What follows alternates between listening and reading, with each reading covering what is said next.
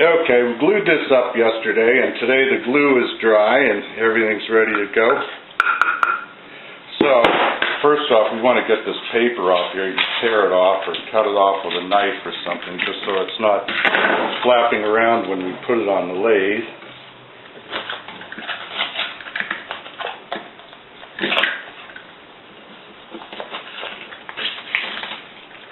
Alright.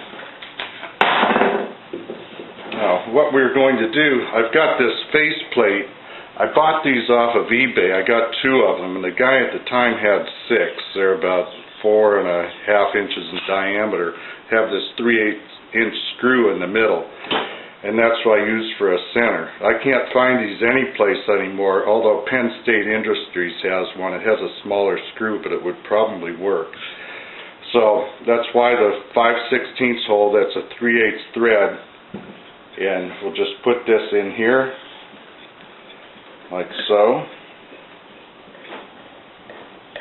Thread right into that hole.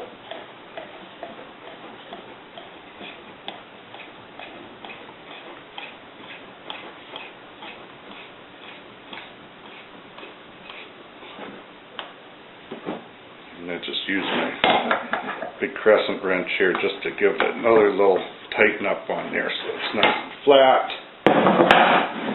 And then we're going to put 3 screws in there.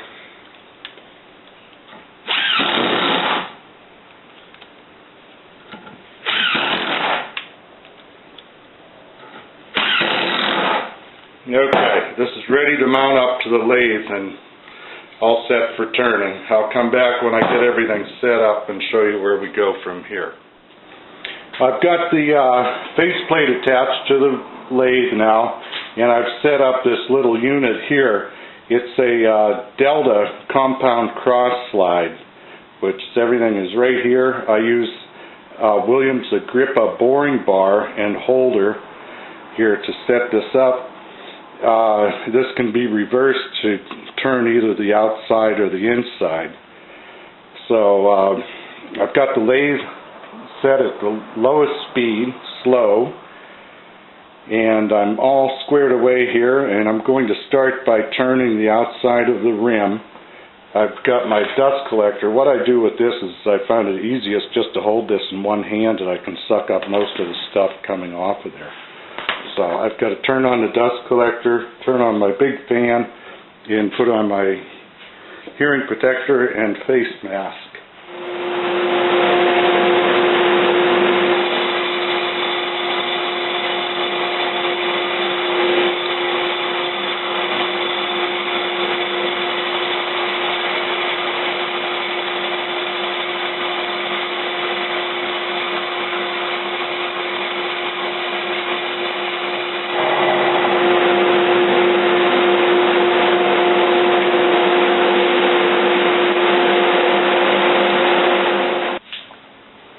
I've got this rim turned down to the point where it's round now, and you can look it over and see that all the joinery is looking fine on there, and that's the way I like to see it. I wouldn't be satisfied with anything less.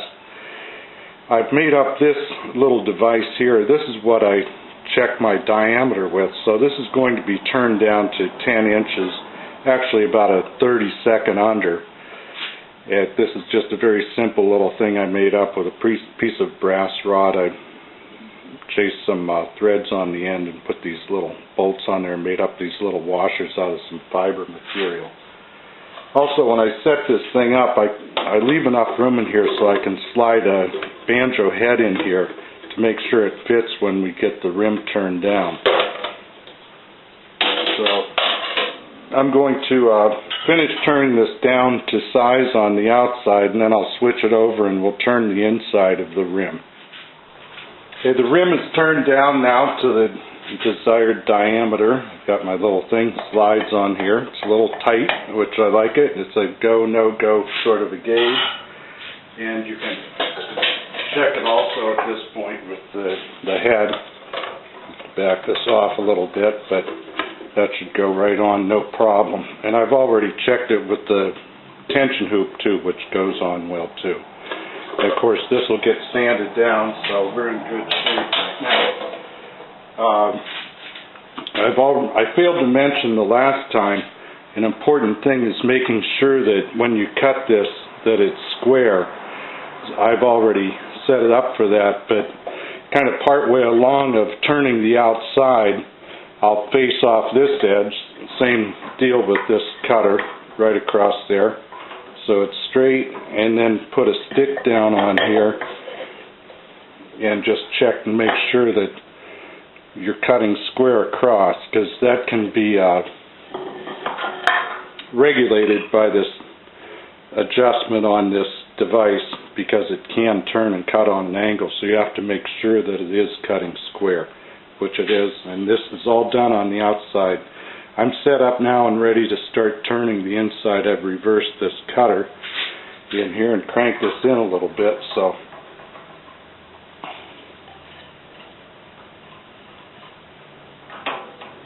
I'll just start it up, make a little cut, and then I'll take a break and finish it off here.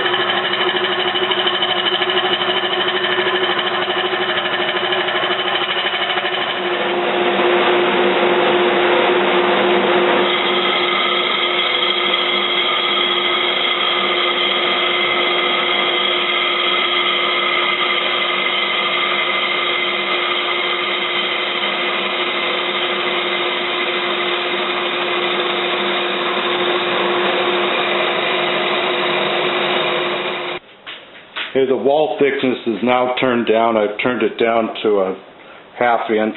It's just about 5/1000ths over, but that's good. We're going to be sanding. Now what we do next is take this wrench. I'm just going to loosen up the bolts that hold my cross slide on here and slide this out of the way.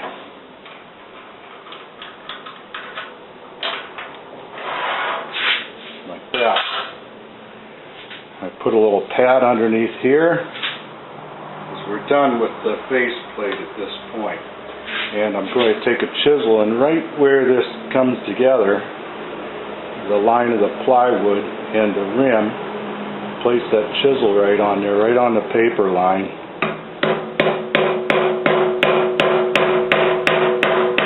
Give it a little tap until you see that start coming away. And just pry it off like that. And there you have it. Let's see how this one sounds.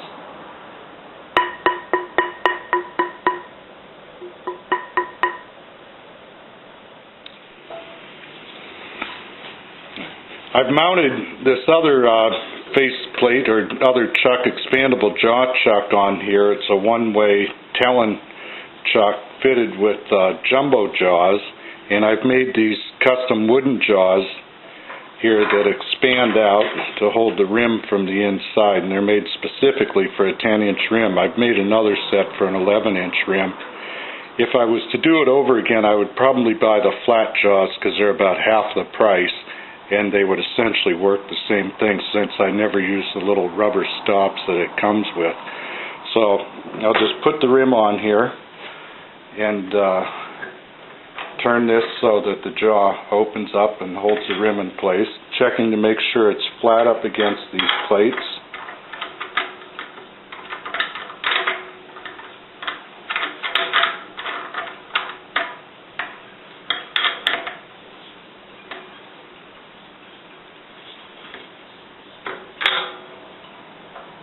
It's looking pretty good, so we'll tighten that up a little bit.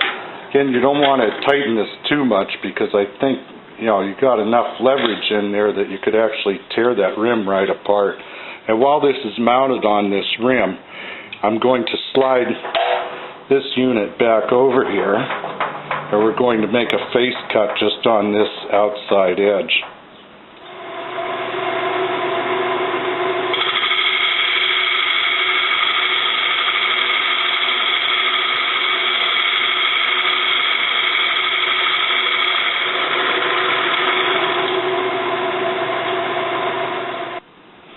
Okay, that being done, again we're going to loosen up these bolts and drag this thing out of the way. It's kind of awkward working around this camera.